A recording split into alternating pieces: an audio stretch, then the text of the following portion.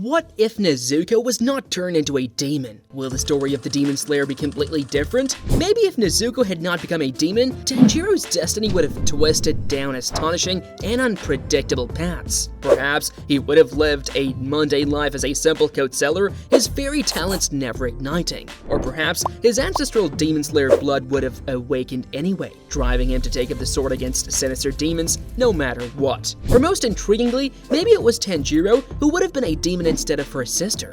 Well, I found 3 different theories about how the story could continue. In the first theory, if Nezuko had not been turned into a demon, Tanjiro would not have become a Demon Slayer. The primary reason for Tanjiro to join the Demon Slayer Corps was only to find a cure for Nezuko's demonism. Without her becoming a demon, Tanjiro would have had no reason to pursue such a dangerous path. Looking closely at Tanjiro's motivations lends credence to this theory. It's clear that Nezuko was always his top priority after the slaughter of his family. Everything he did was for the sake of her, from protecting her with bamboo in her mouth to desperately seeking a way to return her to human form. Tanjiro was ready to sacrifice anything to save his sister. Becoming a Demon Slayer was merely a means to an end, not an end in itself. If Nezuko had remained human, Tanjiro would have had no cause to get involved with the corpse at all. Their fates were intertwined such that Nezuko's transformation set Tanjiro on the very specific course of Demon Slayer training. Without that impetus, it's unlikely the kind yet determined Tanjiro would have pursued the dangerous role of Slayer. His path was charted by Nezuko's demonic turn. Without Tanjiro, the Demon Slayer Corps would have been missing one of its strongest and most valuable members. Tanjiro's water-breathing technique is incredibly powerful, and he has a natural talent for combat. Additionally, Tanjiro is a natural leader and a valuable asset to the Demon Slayer Corps. Tanjiro's absence would have created a major gap in the ranks of the Demon Slayers. His unique fighting abilities were unmatched, allowing him to take on demons far above his rank. No other Slayer had mastered the water techniques to his level at his young age. Beyond his combat skills, Tanjiro brought critical thinking and creativity to solving problems. He often discerned weaknesses in demon fighting styles that others missed. The Corps would have sorely lacked these analytical talents without Tanjiro's presence. For both his combat genius and his unifying kindness, Tanjiro was a pillar of the Corps. His absence would have severely diminished their ability to carry out their duties. The absence of Tanjiro would have immensely weakened the Demon Slayer Corps and made it more difficult for them to defeat the demons. Without Tanjiro's involvement, the fight against Muzan Kibutsuji would have been much tougher. Muzan's ambition to annihilate humanity poses a significant threat, and Tanjiro's absence could potentially tip the scales in Muzan's favor, rendering a grim outcome for humanity and the Demon Slayer Corps.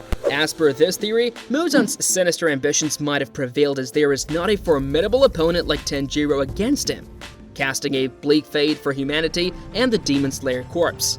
Now that is only one of the 2 theories. In the second theory, if Nezuko had not been turned into a demon, Tanjiro would have still become a Demon Slayer, but along with her sister Nezuko, who is not a demon. According to this theory, Tanjiro and Nezuko decide to join the Demon Slayer Corps to take revenge for their family, who was brutally murdered by the Demon King Muzan Kibutsuji. It is evident from the story that Tanjiro was always destined to be a Demon Slayer. He was born with the Demon Slayer mark, a sign that he's a descendant of the original Demon Slayer Yorichi Sugikuni. Tanjiro also has a strong sense of justice and a desire to protect the innocent. These qualities would have made him a natural fit for the Demon Slayer Corps, even if he had not had a personal connection to demons. If Tanjiro had joined the Demon Slayer Corps along with a human Nezuko, they would have had a different experience. Together, they would have strengthened not only their individual skills, but their combined might, their bond as siblings propelling them to be a formidable team in the battlefield. Their dynamics with other characters, especially close companions like Inosuke and Zenitsu, would take on a different shade. No longer is Nezuko the enigmatic demon sister, but a warrior in her own right. This change in status would mean that the intricacies of demons possessing human emotions and the blurred lines between good and evil would be less pronounced in the narrative. Demons would predominantly be seen as adversaries without the moral complexities introduced by Nezuko's original character. On the battlefield, the threat Nezuko faces would be different. She would not possess the unique demon qualities like resisting the sun, making her less of a specific target for Muzan. However, as a demon slayer, she'd face the dangers that come with combating demons. With both siblings actively fighting, they might develop synchronized combat techniques, creating an even stronger front against their enemies.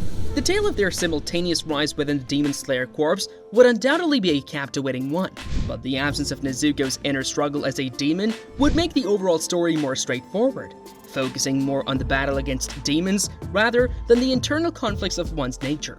According to the second theory, the overarching goal of avenging their family's death at the hands of Demon King Muzan Kibutsuji would remain a driving force for both Tanjiro and Nezuko, which keeps them pushing. But let's see theory number 3. The final theory is one where things get a bit emotional. The theory says that Muzan would have turned Tanjiro into a demon instead of Nezuko, perhaps because of their Hinokami Kagura swordsmanship style. Muzan is known to target people with unique abilities or powers, such as the Demon Slayers who use breath styles. He may have targeted the Kamado family because of their Hinokami Kagura swordsmanship style, which is a powerful technique that is said to be able to defeat even the strongest demons.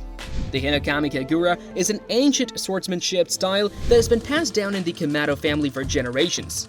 It is a very powerful technique, but it is also very difficult to learn and master. Tanjiro's father was the only one in the family who was able to fully master the Hinokami Kagura, and he was able to use it to defeat several powerful demons. It is possible that Muzan learned about the Hinokami Kagura from one of his spies, and that he targeted the Kamado family in order to eliminate this potential threat. He may have also been interested in learning the Hinokami Kagura for himself, so that he could become even more powerful. This is where he decided to turn Tanjiro in. Tanjiro is a very strong-willed and determined person. These qualities would have made him a powerful demon if he had been turned into one. As a demon, Tanjiro would have had Superman strength, speed, and agility. He would also have had the ability to regenerate from injuries and to heal others. Additionally, Tanjiro's strong will and determination would have made him very difficult to control. Tanjiro was already on the path to mastering Hinokami Kagura even as a young teenager. He had inherited his father's immense swordsmanship talents.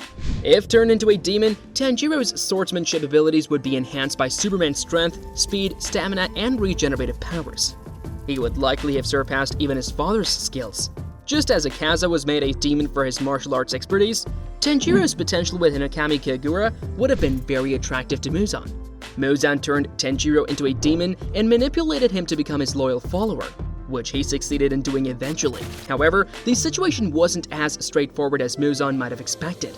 If Tanjiro were to transform into a demon, Nezuko would resist it with all her might, just as Tanjiro had done for her in the original storyline.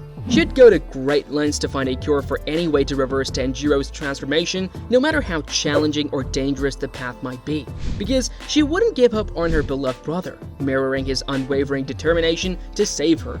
This could ultimately lead to an emotional battle between Nezuko and Demon Tanjiro. Despite holding back and trying to reason with him, Nezuko may have no choice but to fight her brother directly to free him from Muzan's control. Demon Tanjiro would still have some love for Nezuko buried deep within, hesitating to kill her, but he would be conflicted, not fully in control of his actions.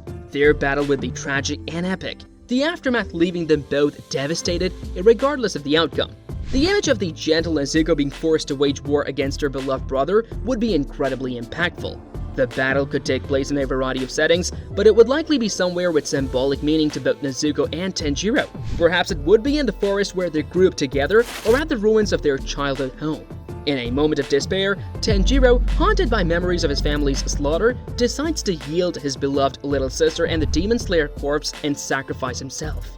However, the sacrifice comes at a heavy price. Nezuko would have to bear the loss of her beloved brother she cherished the most, burdened with the knowledge that she has lost him. Yet she understands that the sacrifice saved Tanjiro's soul.